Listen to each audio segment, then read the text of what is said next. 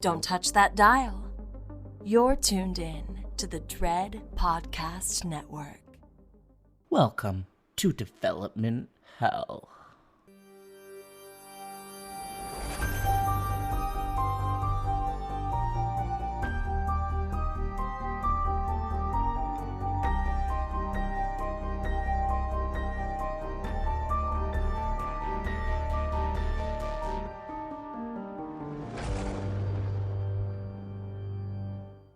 For every horror movie that hits V.O.D, countless others end up D.O.A. Development Hell is the podcast dedicated to unearthing these cursed horror productions. We're going to find out what went wrong, and then decide if these titles still stand a shot at the green light. I am your host, Josh Corngut. I am the managing editor of Dread Central. I am also a filmmaker in Toronto, Canada. This podcast is a proud member of the Dread Podcast Network.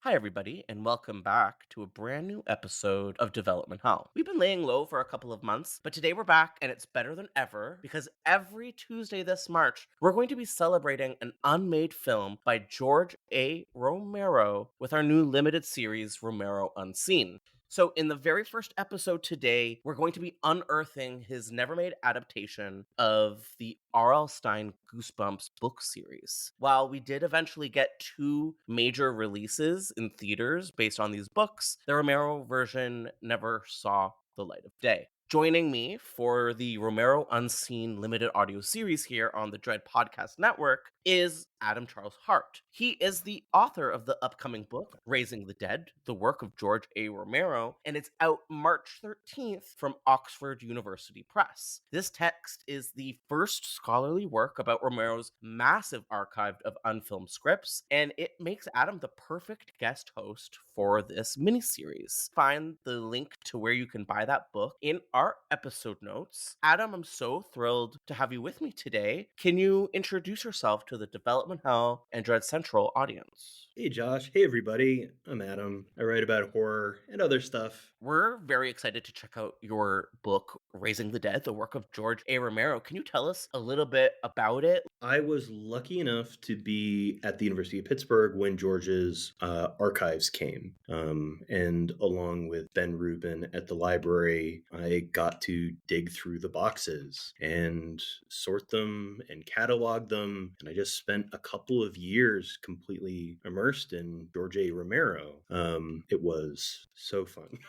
It was so fun. And I started writing, first blog posts and then stuff that was a little more sustained, trying to share all the excitement about what we were finding. Because the thing about George Romero is that he had a pretty damn good career, not just making like a handful of beloved classics that any horror fan, but I feel like increasingly anybody who just kind of like likes movies acknowledges that, Dawn of the Dead or Creepshow and obviously Night of the Living Dead and maybe Day of the Dead and maybe Martin. I don't know. If you're a weirdo like me, Night Riders. They're masterpieces, that they're wonderful. It's becoming much more, a widely held sort of mainstream opinion, I feel like. But he also he's pretty productive. Like he made more features than a lot of directors got to. But the thing is that that's a small portion of the actual creative output during his life. From the very beginning of his career, just after he dropped out of college, he was working on movies, writing scripts, developing stuff, coming up with new ideas. And there are literally hundreds of drafts of scripts and treatments and fragments in that archive that never made it all the way through to production. Representing dozens and dozens of projects. It's some of his best writing, just really brilliant ideas, and he's a really good writer. He's very hey, get a load of this, conversational, and it's just it's very engaging. It's very fun. He clearly enjoyed writing, and he just did it constantly. Like, Mhm. there are some periods in his career when he was writing like 5, 6 scripts like in a year, sometimes working on multiple scripts at the same time. Um, and yeah, so the book is an attempt to kind of reckon with all of that, like both Mhm. to share what's so exciting about it, but also to look at this new picture that's emerging of George Romero in that archive, which is somebody whose interests were really broad and diverse. It wasn't just horror movies that he was writing, it was a lot of other stuff. But you also get to see kind of like what a film artist's career is like, Mhm. because he kind of got tethered to the horror film as a genre really quickly. He got to make a couple of films outside of it, but everything else that he could like ever get produced was a horror film, and a good chunk of those were zombie movies with dead in the title. Mhm. Um, but you see in that archive not just this like huge range of interests and obsessions and all that, but you see his negotiations with what the actual career of producing and directing films was like for him, because you see these interests show up in weird and interesting ways in zombie movies, and you start to realize like, oh, okay, so if he can only make a horror movie, then he's going to like inject it with these ideas from like this sort of a script or this sort of a script, and like he sort of realizes really quick like, well, if I make it a zombie movie and put dead in the title, like I can make a satire that's also kind of slapstick at times, and it's also an action movie. Or like if I want to do like a talky indie drama about a weirdo, like if I make him a vampire, then maybe somebody will show up to it. And you Mhm. sort of see this negotiation, this you know, engagement between George and the industry and what he's allowed to do. Mhm. That's really fascinating to me. Would you say that he kind of used the genre as a Trojan horse to sort of get sort of his broader ideas into film? Oh yeah, 100%. Very Um, cool. I mean, but before, I yeah. oh I would also say like that's what makes him such a great horror filmmaker. Because like he could have had like a pretty good career just making Night of the Living Dead over and over again, Mhm. which but when he finally makes Dawn of the Dead, it's something completely different. It has almost nothing in common, like tonally, stylistically, Yep. or structurally, like anything with Night of the Living Dead. Um, and that's why he's so great for the genre, so great as a filmmaker, because he was kind of reinventing a horror every time that he went out. He was reforming it, reshaping it to make it something new. And every time that he did that, there was a lot of movies of his that didn't really land with audiences. Um, but every time that he did that, it kind of spawned its own subgenre that had people copying it for decades. Now, before we dig into our first episode today, which is Goosebumps, where did you sort of begin your relationship with the films of Romero? What was like the first ones that you encountered and the first ones that really left an impression on you? So I remember watching Night of the Living Dead for the first time.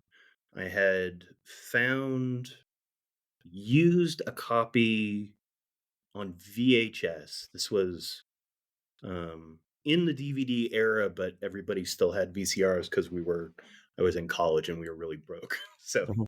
um, so I found just like for a couple of bucks, like one of a million different VHS copies that you could find of Night of the Living Dead, and watched it with a bunch of friends who were treating it like this cheesy old monster movie. And I guess there was something like I probably was putting it on with some expectations of that. Mhm. But I just remember watching it and getting more and more into the movie and into like, wow, this is really like ambitious stylistically. And there's a lot going on here. Like, this is really smart. Just getting like increasingly irritated with my friends who were like laughing at it and mocking. I was like, "What do you make? No, no, this is Mhm. come on, guys! I'm trying to watch this. This is really good." Um, and yeah, I that's the first memory that I have of Night of the Living Dead. Um, or like kind of knowing who George Romero was. Mhm. Um, and I don't know, I feel like that's pretty indicative of who George was, like his sort of career in a nutshell. Like everybody sort of dismissing Night of the Living Dead as this like cheap little horror movie, Yeah. but starting to come around eventually like, oh, this is actually really good, isn't it? Well, people love to sort of write off horror whenever they can. And I do remember growing up and Night of the Living Dead, sort of the image of it was, you know, like there was always someone watching it in a horror movie, or it was always kind of on TV in the background making people squeal. And it kind of just felt like this exploitation movie. And it wasn't until I was older that I realized that it was saying something really interesting and had all these different levels to it. Would it be okay with you if I sort of share my first major introduction to Romero? Oh yeah, of course. I've always been a massive Stephen King fan ever since I was little, and uh, I watched Creepshow very young. I think it might have been one of the first horror movies I watched, and specifically the Father's Day segment has just been so influential to me as a horror fan and like really shaped a lot of what I'm looking for in horror. And I don't know, I feel like we see it as a Stephen King movie, but it's so Romero and it has so much charm and it's really scary. And it's always been my sort of my pinpoint for Romero going forward. It's I my first place in Pittsburgh was about a block and a half from one of the houses in Creepshow, and I don't know that anybody else that I was friends with was, like, as impressed with that as I was, but I'm impressed. anytime that people would come to visit or something, I'd always, like, take them and be like, "So, remember that scene in Creepshow when they're having the party outside and, you know, and, That's so cool. I Hal love it. Holbrook shoots his wife, that happened right there." You'll be like, Hell "Oh, yeah. great. That's great, Adam. Sure." I care. I also care about Creepshow 2. People tend to write it off, but The Raft, how good is that? I mean, The Raft is great. It's an uneven movie, Oh yeah, but the other two are terrible, but The Raft is so good. yeah. It's enough. Uh, It's truly enough for it to be for it to earn its keep, I think, that movie. Romero was always like weirdly obsessed with anthologies. Like Oh that was really? the first project he ever like got into production. He was like still kind of sort of going to college, and he and his friends made this anthology film that like it was almost like 3 hours long, I think. And they shot it entirely silently because that's, it was 16 millimeter, and that was just sort of the technology and the budget level that they had. Okay. Um, but it like never occurred to him, and I talked to like Russ Streiner and other folks who are around Romero in the 60s, like, so why didn't you just like make a short film and like submit it to like some film societies, or even just like put on a screening in Pittsburgh or whatever? And Yeah. they're like, oh, we didn't know that was a thing, we'd never heard of a film festival, we didn't know that you could show short That's films funny. anywhere. So Oh instead my they make god. an anthology It was all that's impulse. They just knew they wanted to make movies, so they just, like, yeah, went with it. I think that's yeah. beautiful. um Um, yeah. yeah, and yeah, he's known for doing these really extreme horror films. I think that's sort of how we remember him, very like adult horror. But it seems like he really like had a passion for YA horror, or at least really wanted to explore it. And I think that's why I really would have loved to see what he could have done with Goosebumps. Um, would it be okay with you if we sort of jump into the world of Goosebumps and sort of what it is and what it means to us? Yeah, of course. Um, if it's okay with you, maybe I'll just give a quick sort of seminar on what it was. I'm sure everyone knows, but for people who've been living under a rock, Goosebumps was a horror novel series by R.L. Stine, and it was often for preteens or teens that would find themselves in horrific situations. And it was schlocky and cheesy and kind of scary, like in a way that some kids' content hadn't been up until that point. I believe it was published the original run was between 92 and 97, and it was big for me. The TV show was a big part of my upbringing, but the books too were like a big part of my horror journey. Um, what was your impression with Goosebumps? Where were you as a horror fan when this was hitting the zeitgeist? So I'm just like a couple years too old for Yeah. Goosebumps. Like it was very much written for like an elementary school, Yes. maybe junior high, but I'm pretty sure that any junior high kids who would be reading it would Would be be like, what is this? Yeah. yeah, or they were like big fans who had been reading it for a few years and were like, yeah, of course I'm going to read the next one, you know. Yeah.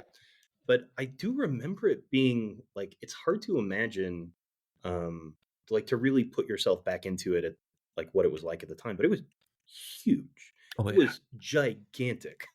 Like there's a Yeah. reason why it keeps getting revived New life. for movies and TV shows and Yeah. New book just series. like They're still publishing them. are they? There was a new one published this year already. Yeah. Well, it's just sort of it's perfect as entry level horror because like you say, it is scarier Yeah, than most I mean pretty much anything that would be geared at that for audience. kids. Yeah. But it's also not going to it's not adult horror that's going to like traumatize them for life. No. You know, like it's perfectly pitched for Yeah. the 9-year-old, It's very 8-year-old. pre Stephen King. Like I think the joke is like you go from Goosebumps to Stephen King. Like it's kind of like Oh the yeah, yeah, stepping yeah. stone. Right. Yeah. Uh-huh. Yeah, no, you like graduate to Stephen King when you're ready for like Mhm. maybe it doesn't end with everybody happy playing with their dogs and like Although like monsters defeated. and I Stephen King's a big leap. Honestly, we were all reading Stephen King way too young Yeah. and it shows. um were you sort of more involved with like the earlier YA horror, like the work like Fear Street or even Christopher Pike? Was that in your realm? So I didn't really discover horror novels, Mhm. even like YA or otherwise, for a little while. Mhm. Um, really didn't start reading till I was an adult. But I do remember there was a predecessor of the Goosebumps TV series that was similarly an ultra low budget Canadian production called Are You Afraid of the Dark? Oh, yes. And I remember watching those, and I'm sure there was other stuff like that, you know, horror aimed at kids, Are You Afraid and of the Dark just was like scary. Scarier, for sure. I would I would watch it as a challenge to myself. It Hell would yeah. be like I'd work my way up to it, and I don't remember what night, maybe it was on a Friday night or something like that. And I'd be like, "Okay, Adam, we can do this tonight. We can do this. We can watch Are You Afraid of the Dark? And we won't be afraid of the dark." Yeah, you will be. It was mean. You were just saying, like, you were ready to move on from Goosebumps when it was okay for, like, the ending not to be happy or, like, everyone not to make it out alive. And that would happen on Are You Afraid of the Dark, and it would never happen on Goosebumps. And as a Canadian millennial, like, it is a very precious cargo to me, Are You Afraid of the Dark? We actually did an episode of this podcast. They were going to make a movie with Gary Doberman, writing, maybe even directing. So he's the guy that did a couple of the Annabelle films and is doing the new Salem's Lot. Oh, yeah. Yeah, so and that never actually happened, although they're making obviously or they have made updated TV versions, like they have done with Goosebumps too. Have you seen the new Goosebumps at all? The Disney I one? saw it. I've loved it. I've You loved loved it? it. I Yeah. had a hard time with it. I only saw the first 2 episodes and I should try again, but I felt so, betrayed by the fact that it's not anthology. I really want it to be anthology, and they did it with Are You Afraid of the Dark too, where it's Well, narrative instead, and I'm just kinda pissed. I just wonder if you know, among among the audience, the reaction to the new TV show can be split along the lines of like, would you feel a betrayal if this was not faithful to the spirit of the original Y/N? And because I never had that much of a relationship with the original, I was Yeah. just fine, with whatever. I thought it was pretty great actually. It is like yeah, people like horror fans like embraced it, and they like seem to have done something right. But I like to gatekeep my 90s, so that's what I did with it, and I don't know if I'm gonna get around to it again. I was more upset with the Are You Afraid of the Dark reboots. Yeah. They went the American Horror Story route where they do, like, season-long anthology rather than episode anthology, and that just must be what makes money now, but it pisses me off. I love a standalone, like, Tales from the Crypt episode. Yeah. It's very expensive to do though. Mm, Which is funny because they used to be able to do it, but I think that now the expectation um, for productions is that they can't look like they were just, shot at an elementary school in yeah, rural Canada, yeah. and Which then I wish they would, but right. I guess because yeah, you need a new casts for every episode, and yeah, you can't just, like, film it all in 3 weeks. yeah, um, and I don't know, maybe maybe TV would be better if it allowed more just like shitty, no production value anthologies back into our lives, you know? I mean, that's what I'm looking for, but, you know, nobody cares what I It want. does it and when I'm I an say older shitty, I millennial. say this with love, but also meaning just, doesn't have to look perfect. The actors Well, don't all have to hide their Canadian accents. The we tried. It didn't work.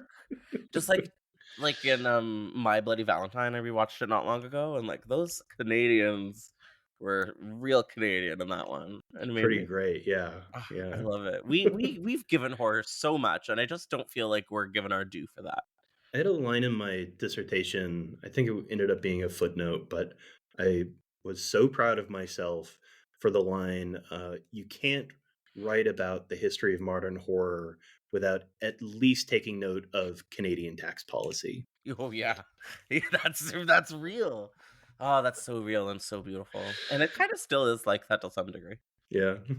but, you know, get getting back to Goosebumps, it was you were saying earlier, maybe off mic, that it was a little bit like, it happened sort of when you were a little too old and it was kind of like too cool for school for it. But like it was perfect timing for me. And there was a few books slash episodes that really like stood out. And god damn it, I should have done my research ahead of time. But there was one about a little ghost boy who died in his house because he was a little shit and he had like a dumbwaiter and he was always like demanding his ice cream. And one day he like was ringing the bell over and over again and he like fell down the dumbwaiter and like now he's haunting the house. And I just like fucking loved that one as like a little chubby kid who also wanted ice cream. But um as someone who's sort of maybe a little bit more on the outside, like what books or episodes of the TV show do you think really infiltrated the zeitgeist? Um, well, like there's Slappy the ventriloquist dummy Yeah. is the one that they have to keep bringing back. Oh yeah. You can't do anything without that. But I think more other than that, more than any specific story, Goosebumps just sort of it became this symbol of a kind of horror, Mm-hmm. that would be about kids, that would scare kids, but that they could handle. Um, Mm-hmm. and I feel like just that tone was really unique, and it feels like anytime somebody has tried to do that since then, they're just like reaching back to Goosebumps. Yeah, I do think it was extremely influential, and part of its influence, I think, had nothing to do with the stories and had all to do with those iconic book covers, the Oh yeah, original run by yeah. Tim Jacobus or Jacobus. Uh, when you like think of the Goosebumps book covers, like which ones come to mind? Oh, I don't know, man. You're asking the Oh, wrong really? person. Yeah, I mean, we're gonna talk about Welcome to Dead House, yeah. which is the first book, and that one has like a really killer cover. And there was the haunted mask with like the little girl holding up the evil mask on her face, and there was the fucking slime one with slime on the stairs. I love these book covers. They really went hard. So, Yeah. and I think we're actually publishing a video interview with Tim Jacobus on Dread Central this week. And our editor in chief like almost passed on it, and I said, "No, we have to get this icon on Dread Central. Oh, I the don't care if rules. nobody cares." So, yeah, People care. they care, but they should care more. Um, you were telling me that right around the time that Romero attempted to write a version of Goosebumps, this was his 90s. What was going on with George Romero in the 90s? Okay. So, he makes Day of the Dead comes out in 85. And then after that, he is working with new producers. He's like his previous three picture deal that funded Creepshow and Night Riders 2, that's over.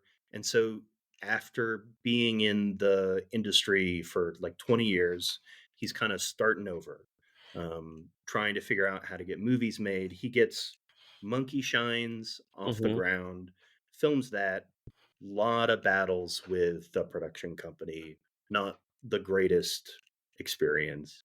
He does Two Evil Eyes with Dario Argento, Mm-hmm. another anthology film, um, that like gets made, in part because of Argento, and he does The Dark Half, Mm-hmm. which is just a cursed production from start to finish. Uh, Fights, disagreements with the company, which then goes out of business, but also with stars, with like it just seems like it was a wretchedly unpleasant experience for Romero that was completely unsatisfying, and he never was able to get it to a place where he was satisfied. But like I said, the production company goes out of business, Who were and they? so there's Orion, Oh, okay. um, and it sits on the shelf for 2 years, and then like finally somebody puts it out, and it just sort of fizzles away. Nobody really cares about it, even though it's George Romero and Stephen King. um, and it's you know i I see why Romero was dissatisfied with it, like he had visions for other stuff, but uh I kind of like it. I don't know. I've never But seen. anyways, that's the last feature that he gets off the ground, until the very end of the decade, with Bruiser, which is a super low budget movie, that he just kind of like gets a little bit of money and goes to film in Toronto. This is a very Canada centric conversation, I guess. Hell yeah. But yeah, where he ends up moving and then spends the rest of his career. Although he always like sets it like all the place names. If he doesn't explicitly call it Pittsburgh, he'll like you know use place names or street names or whatever from Well, here. as a Toronto person myself, I like to think we also claim him to some degree. So He was, Pittsburgh thinks, they have claim to him, but I think Toronto gets some of that. I think so. I mean, he made for 4 films there. Yeah, 4 features he made there, and spent a lot, like almost 2 decades living there. I mean, Well, a little less not than to two be decades, but macabre, but we still have him, I think. So, yes, well, um, which I think is super cool. uh, Um, and I so know that he yeah, loved Toronto. Also, I who know that he did. doesn't? So yeah, you're saying the 90s was a bit of a purgatory for him. It was kind of the end of an era, and it sounded like it was kind of difficult for him to get things done the way that he wanted. So it was an interesting time for Goosebumps to land on his desk. Well, so the thing is, like, if you just, like, look at his Wikipedia page, Mm. it says The Dark Half 1993, and maybe you know that he filmed that a couple years earlier, and then Bruiser comes out in 2000, and it looks like he, you know, did nothing or, was, just had a bunch of failed projects, and, um, the thing is that he was writing constantly during that time. That was, as a writer, his Mhm. most productive period. He was just writing a ton of scripts, all the time. He was, developing new projects. A lot of stuff was coming close to production, but, like, at that point, he wasn't exactly like a hot commodity, like his last hit, like hit was in the 70s, and it was released unrated, and Dawn of the Dead? was yeah, it was a gross out zombie movie that wasn't the most respectable thing in the world for Sure. Hollywood executives. Okay. But he had successes, so he could, like, get in the room, and he was selling scripts and coming close to production. I As far as I can tell, like, he was making more money off of selling scripts that never got made in Well, the 90s than he was off okay. of, like, making movies in the 70s and 80s. Sure. Um, but the thing is that he was working, and he wrote, like, a bunch of amazing scripts. Mhm. Some of them were, like, developed with a studio, and then he sold it or whatever, and it just never got made. But some, like Goosebumps, were he just did it on spec, which means that nobody was asking him for it. He didn't have the rights. He was just, like, um, Oh, really? interested in it. Yeah, 'Cause I there was this, correct me if I'm wrong, but it seemed like in '95, there was a letter between him and the sort of president of Fox Family under the 20th Century umbrella, where I think the producer's name was Kevin Bannerman, where sort of I think he was they were this is when they were first discussing about, the possibility of Romero yeah.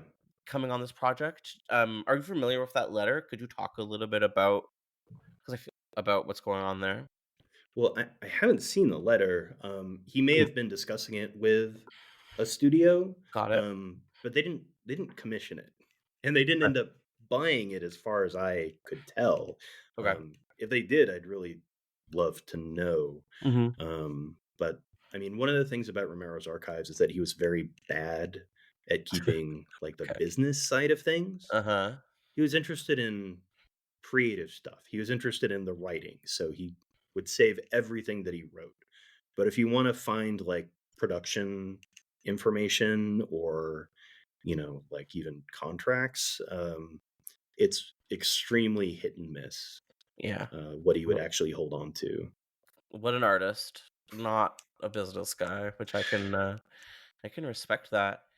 It seems like while there wasn't a full screenplay written, there was, like, a really, really mapped out outline. Is this something that you were able to check out yourself? Yeah. So this is kind of how he worked, where he basically would write scripts and would insert, like, I don't know, when he was getting bored or impatient or whatever, would just, like, throw in a description of what's happening in the scene, rather than writing it all out as, like, an official. Yeah, it's formatted. Mhm. It's but it is formatted mostly like a screenplay. It's, like, over 100 pages long. Like, it's the Yeah. length of a screenplay. Yeah. It's just, like, at a few places, it just, like, says, "Well, in this scene, here's what happens," and then goes on Cute. to that. But it's, like, full of dialogue. And that's how the thing is, like, that's how he wrote from the beginning, and that's what some of his screenplays look like shooting scripts early Mhm.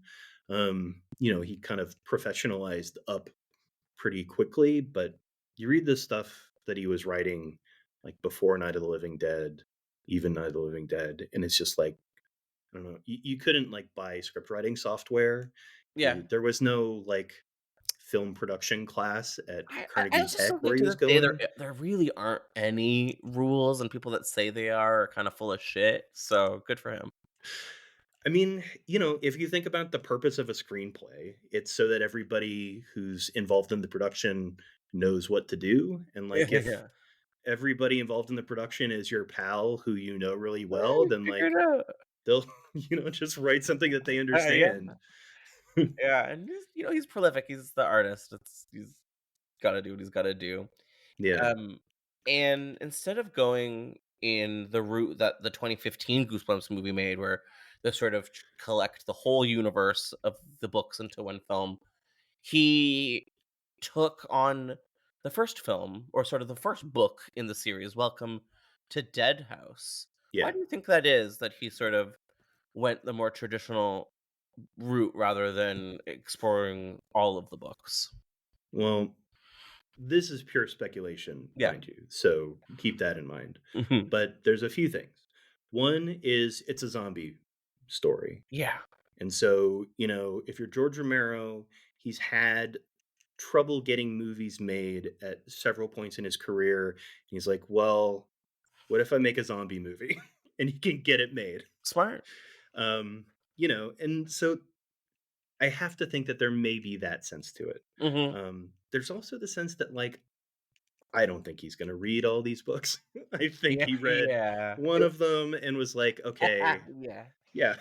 And it was halfway through the original run, but yeah, you don't wanna sit down and read 30 fucking books, so R.L. Stein was uh, obscenely prolific. Just like wasn't it one there's so guy? many of those books. It's Yeah, gotta have been ghostwriters, right? I'm convinced. R.L. Stein isn't actually his name. It's like the first and last letters of all the different writers' names, Yeah, mixed yeah, yeah, up. it's just an acronym for all the writers Yeah. locked in the basement. I got to interview him once, which was really cool. It was like he also didn't seem like he was really all that obsessed with horror. He kinda Yeah. made that clear. He was like, Interesting. "This kinda just happened to me and I'm old." And I was like, "Okay, I respect that." But Yeah. Uh, I think that the other reason why is because that wasn't really like nobody had done that. no, That's pretty high concept, and sort of it's a very it's modern not thing to it's do. not that Yeah. like 2015 audiences are in any way more sophisticated than 1996 audiences, God, no. but just that like there was enough sort of prep for some kind of like a shared universe meta story. Yeah, meta cinema was new Yeah, at best at that time, right? yeah, and I mean, I don't think any of the characters would have been as well known. Like the only reference No. point then would have been something like Space Jam, maybe? Is that around that time? Yeah, same here. And even Slappy the dummy is no Bugs Bunny in terms of I like mean, isn't he? There are a lot of similarities there's between a the lot of 2 girls. similarities, yeah, now So, that you mention it. But just in yeah, terms of like yeah. box office gold, He wasn't really there yet, and, do the first book also kinda make yeah, you're right. He's a zombie guy, doing a zombie book kinda feels like a home run. Do the first book, if it's a success, maybe you do the second book, and yeah, so on and right. so forth. Yeah. Um, yeah. Have you read Welcome to Dead I House? have, Okay. no, not in a a hot minute, but I did read it, and I rewatched I think it's like a TV movie. It wasn't really an episode, um, before talking to you today. Um, Cool. I could be wrong, I really should have looked into this, but I believe they filmed Welcome to Dead House as, sort of like a short TV film before the rest of the series. So the series were usually just like 20-minute episodes, but that Yeah. was like an hour-long kinda event to sort of prep audiences, and they go into it hard, and it's pretty good. Have you seen it? Yeah, yeah. It's It's it's a fun. it's a fun little thing, and Yeah. whatever there was some brief time when it was on some streaming service or other, and it was just like split into two episodes. Yeah. Um, and it definitely feels like the one that I just watched a few of them kind of in the background while I was working, Mhm. back whenever that was, and those were the ones that like really captured my attention. They were for kids and like It's perfect. cheesy It's but perfect fun. though. Yeah, It's so camp too. Like all the like evil adults being like, "You're gonna love Dead Falls." I love it so much, and it's yeah. just like what my life looked like in 1996. It really is. Like all these weird pale adults in like suburban Toronto, just like that's what 1996 looked like in Canada. So I love it. uh, that's wonderful to hear. I'm very happy to hear that. Yeah. Yeah. Um, So yes, I have read it. I've seen the episode recently. Um, from my like vague research, it seems like he was pretty faithful to the book, but that there were some distinct changes. Would you say that's true? yeah, it's surprisingly faithful up to a point. Okay. Um, so the setup, and I'll just like give the brief rundown of the Yes, story. please. Um, and apologize. I apologize that I'm not gonna like like with a fine tooth comb go through the differences between the two. I'm probably going to mistake the Well, original n- novels at some no one point, will know but but you, right? So yeah. Um, but so it's about this family that moves to a tiny little town in the middle of nowhere. Is it called Dark Falls. Dark Falls? Yeah, right. I love. Um, with a Don't move to Dark Falls. Just yeah, don't. What are you doing? um, with a an ominous sign on the outside Uh of huh. town that reads 72 happy souls Yeah.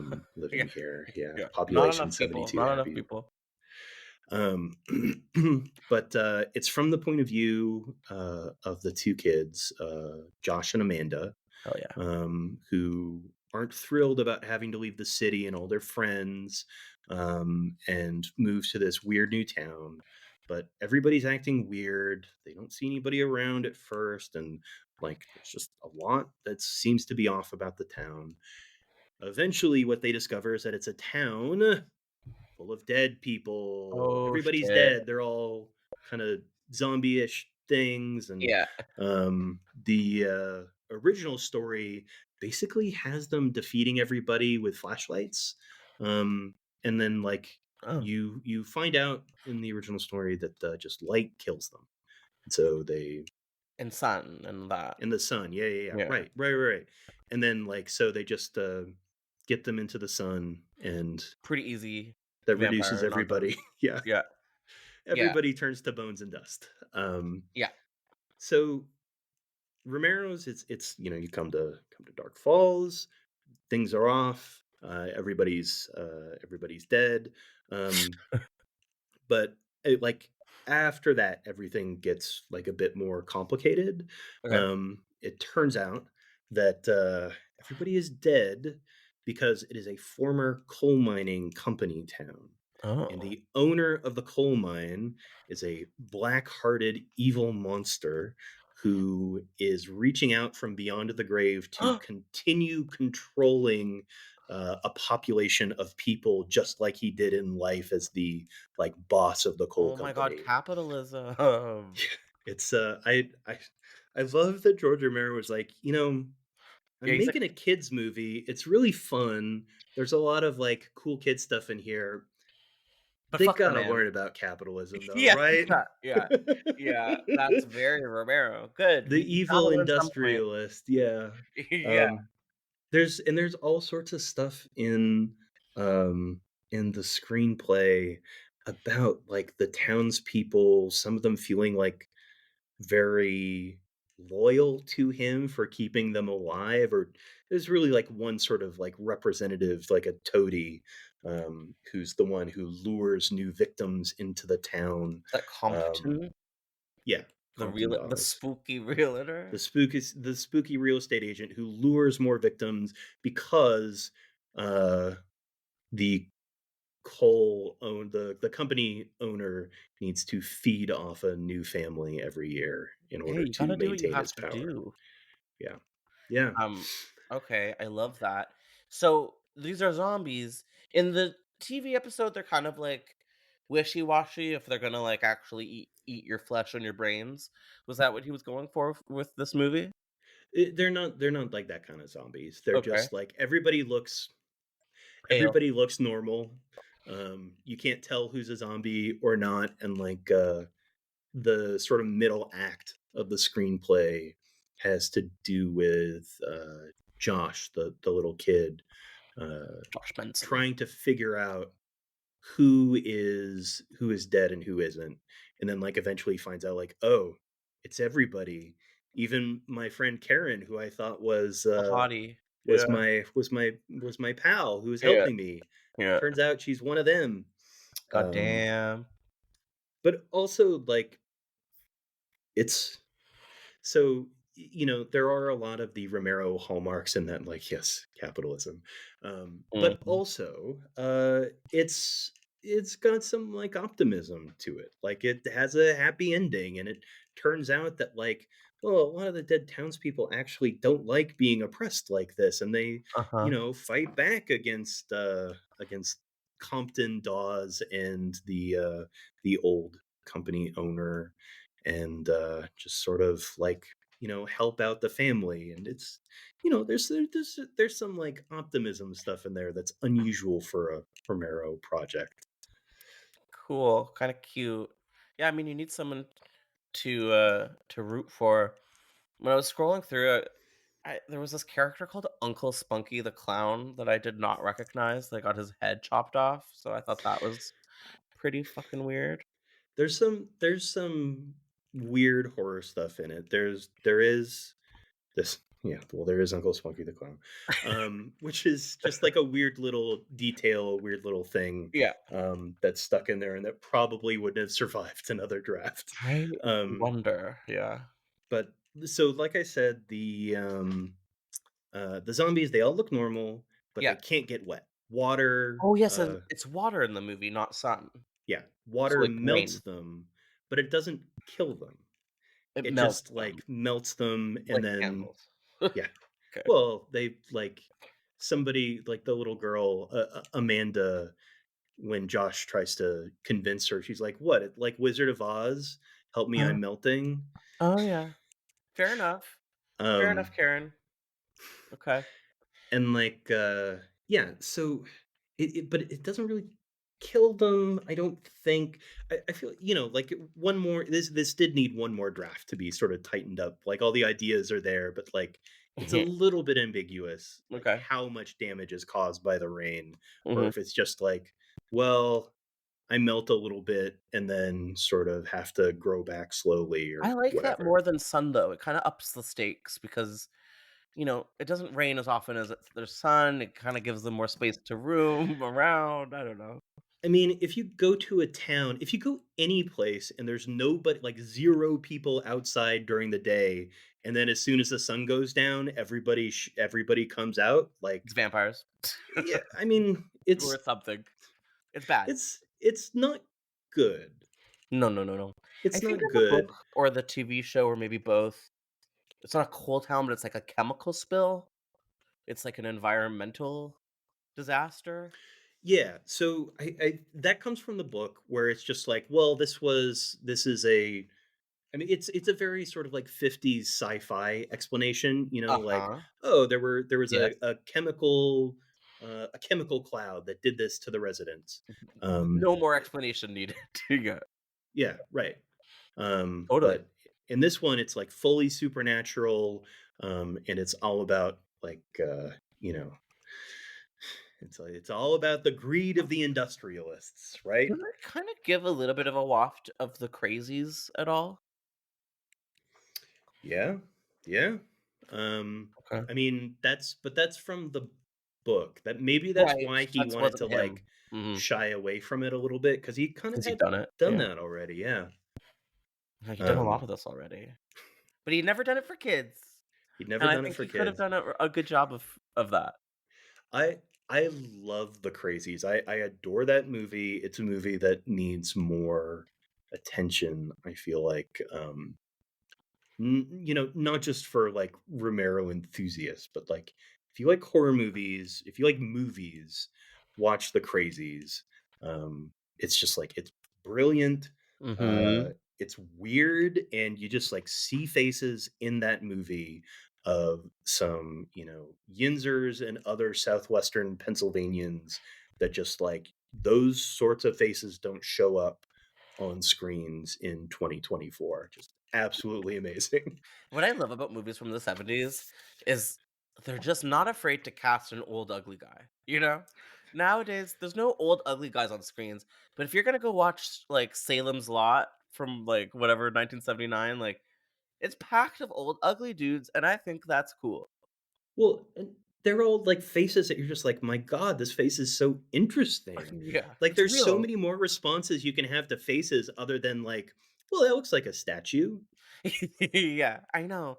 I I know. I hope we evolve out of, like, the phase of all actors have to be models Yeah. because there's something just not real about that. Anytime like a Paul Giamatti or somebody breaks through, you're just like, I Thank don't God. know, I'm riding for you, dude. Like, I'll go see anything you're in, no matter how bad it is. Like, Yep. it makes me happy to see you. If you show up, I'll stand up and cheer, you Lady know? in the Water wasn't that bad, okay? I liked it. um, Um, okay, But also, like, The Crazies could not be any less interesting to kids. It's so no. the opposite Although in the just, remake, like, I think, sensibility. could've. No kid would be interested in it, yeah. I actually think the remake is, like, real good. I think about it so I had a friend and I we were both so excited because it was finally a horror movie that took advantage of a car wash as a Oh. location. Because there's that one That's a scene great, when great idea, yeah. the car's, like, going through the wash and, um, It's so it's, scary. it's something that, you know, eh, I don't often have the call to go to a car wash, but my partner has a car, and I have taken it to the car wash a few times over the years, and every time that I do, I You think think about the about it? Crazies remake. It's I mean, who wasn't scared going through a car wash as a kid too? I think it's actually a great idea for horror. Yeah, right? We Yeah. should see more of that. Um, are we missing any major plot points? I mean, it's not the world's most complicated story, the book, the TV show, or the Romero version. Is there anything that we're missing?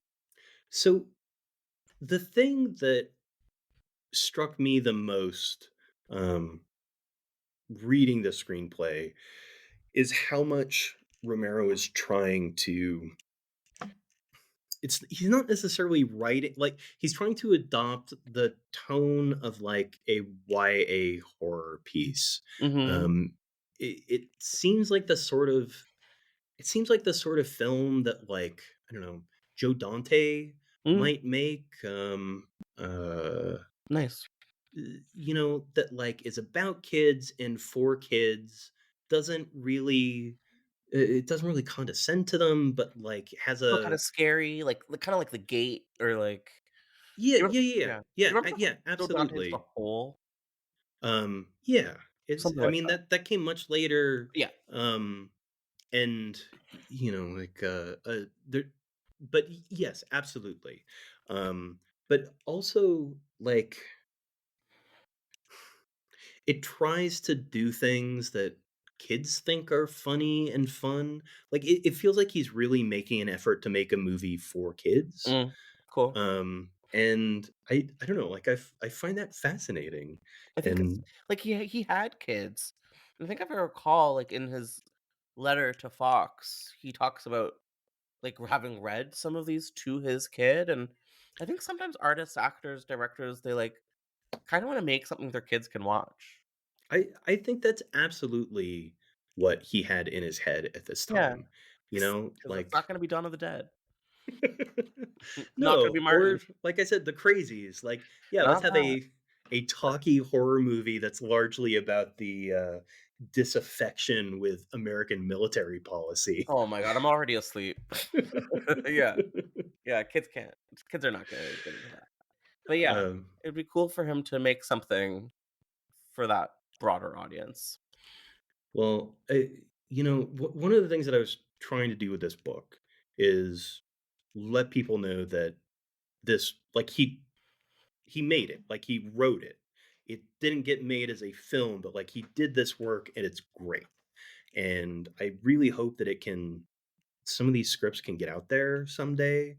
Like Mhm. everything is obviously tied up in, weird copyright stuff, but especially if it's a, billion-dollar property like Goosebumps. Yeah. Um, but it would be really nice if the work that like our great film artists did could get out there, even if it didn't result in a movie.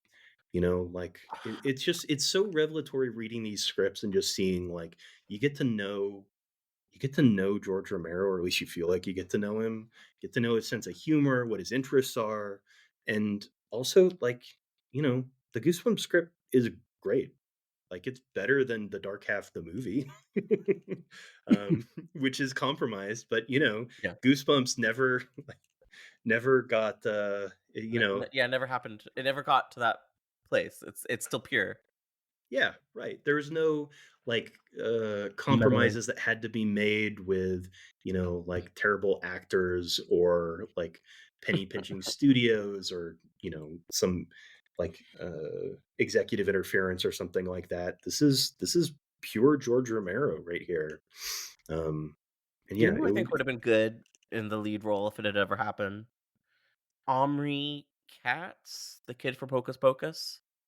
yeah, and he was in wasn't he the kid who was in Erie, Erie, Indiana. Indiana? Oh, hell yeah, he was. So that was see, okay. Now that is taking me back. Not a show I have thought about in a long time, Oh, but it's so good. I I that was like my favorite show. Fuck yeah, it That was. was exactly the right time for me. I was exactly the right age. Yeah, like Um '94 or something like that. Yeah. and yeah, yeah, yeah. But Where's the like this reboot for George's that? Yeah. version of Welcome to Dead House, the Goosebumps script would have like it's longer than that, but like that's kind of the tone. Okay. Maybe a little less jokey and cartoony, but it's like in that area. And like kids like being scared, It's and you true. don't have to condescend them. And I was so appreciative when I was younger when movies or content like didn't treat me like a fucking idiot and would Yeah. like go out and scare me. And I hope that, they're still doing that. Well, so do you get this question? Like, I get a question from people with kids Mm. who are like 8, 10, sometimes a little older, but they Mhm. just like want to know about horror movies. They want to Mhm. know, and like the parents want to know, is this movie, does it have anything inappropriate? Is this something that I could show my 10-year-old? Mhm. And like I've get a lot of that from people. It's so Um case by case basis, but I think a lot of kids in that age group now could probably handle a lot of what was out in the '80s. yeah, probably. Um, It's you know, Although it's you're gonna funny get the F because word a lot, and I don't mean the word fuck. yeah. Yeah, yeah, no, gender and sexual politics of those movies are Rough. pretty And bad. these woke Gen X's or whatever, or Gen Zs are not gonna take well to that when they find out. No, and then if you try to, give them the, like, Carol Clover Context. argument about how, well, actually, there's this possibility for reading it a different way, and Oh yes, my there are god, you're bad things, canceled. but You are no. canceled right now. I'm Yeah. canceling you. Someone tweeted, and it was really funny because Sex and the City is going on Netflix in the States, I think, for the first time or whatever. And they were writing like, they're just not prepared for Gen Z to start watching that. And like the response to that, because they're gonna love it, but also like the terrible discourse that's going to happen now. Well, yeah. Yeah, I think like to wrap things up, how do you personally feel about Romero's vision of Goosebumps? Is this something that you would have liked to have seen? Oh, hell yes. Mm. Yeah. I mean, it's a great script. Like I said, it could use a little bit of tightening. There's some stuff that could be clarified. Yeah. This is just a first draft. And you know, I would love it if people could read this or even like see it someday. That's never going to happen. Like No. billion-dollar brand at Second this most point. successful book series of all time. Number Um, 2. You eh, know what number 1 right is, right? behind the Bible. Harry Potter. Yeah, no, I know. Oh, I thought you were being serious. I The know. Bible's everywhere, you know? They still put them in hotel rooms, Oh, it so seems pretty successful to me. I don't know. yeah, yeah. They That's only wrote top the one writing fiction. sequel, or maybe some more if you know the right people. I don't know. But yeah, that shit's making money. They're still printing them. There was one fucking published in 2024 already, so Well, uh I love this script. I love it Mhm. so much. It's one of my favorites um of the, the unfilmed archive Yeah. Romero's. Yeah. And I'm so glad that we got to have your insight because you're one of the very few people on this planet that's been able to actually see it and read it and absorb it. So we're Well, lucky so to have you here. one thing that I should say is that, like, you do have to get to Pittsburgh. Uh, there are more expensive places to go to in Of the course. country, in the world. That's what I mean. No one's going to Pittsburgh. Okay, Yeah. stop. Don't try to make Pittsburgh happen. I'm Well, kidding. It's okay. beautiful. So what I'm trying to say as I stumble over my own words Yeah. is that the University of Pittsburgh lets anybody read this stuff. Like, you have to make an appointment, you have to like arrange for like certain items to be made available and ready for you. Like, anybody can read it. You don't need to be a student there or be like a fancy academic, or Mhm. it doesn't cost any money. Like, if you can get to Pittsburgh, you can go to the university library and read a script or two. Yeah, but if you get to Pittsburgh, are you gonna be able to leave? You know? You know? Or they're gonna it's let a you it's out? a it's a fantasy land. It's just so Yeah. wonderful. Um, Um, it's a nice city. It's a I nice believe you. I've city. never We been. I'm like just it. being an asshole. And I've been wanting to do episodes about. We've done over 100 episodes of this podcast, and I've been wanting to do Romero since day one, and I've never ever done a Romero episode. And I always kind of thought, okay, one day I'll just do a mini series, and we're just like super lucky to have one of like the premier Romero scholars with us. And so to end us off, I'm just wondering if you could just remind us a little bit about your book, what we can expect from it, and just remind us how we can get it. Sure. So, it's available anywhere that you can buy books online, Mhm. and should be in a lot of libraries. It's called Raising the Dead: The Work of George A. Romero. And it is from a university press, but it's written so that anybody can pick it up. Like, you gotta kind of be interested in George Romero. Well, yeah. Who isn't? But I feel like I wrote it with the audience in mind of anybody, like the sort of person who would be listening to this podcast. Like, you Mm. don't have to have read any film theory or even know a ton about film history. It's about George Romero and really digs into a lot of stuff that people didn't know he did. It talks about the famous, zombie movies, and Martin, and deals with their development, and there's a lot of like analysis and such. But it also just sort of, it's an attempt to give a, like, paint a picture of George Romero as an artist that takes into account like all this stuff that was important to him, that he did, that was brilliant and interesting and weird and funny and whatever, but just nobody in Hollywood or elsewhere wanted to Mhm. give him the money to actually put on film.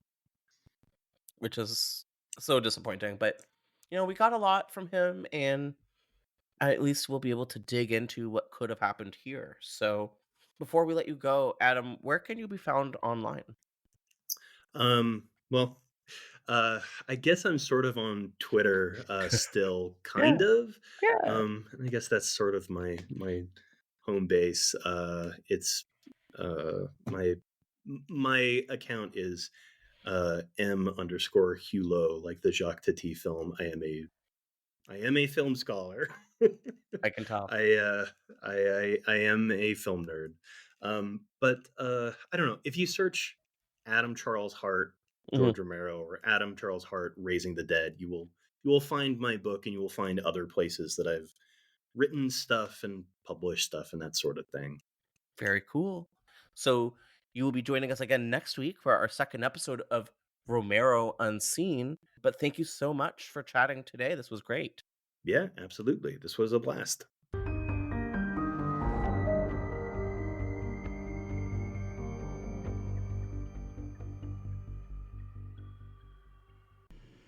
Thank you so much for listening to Development Hell.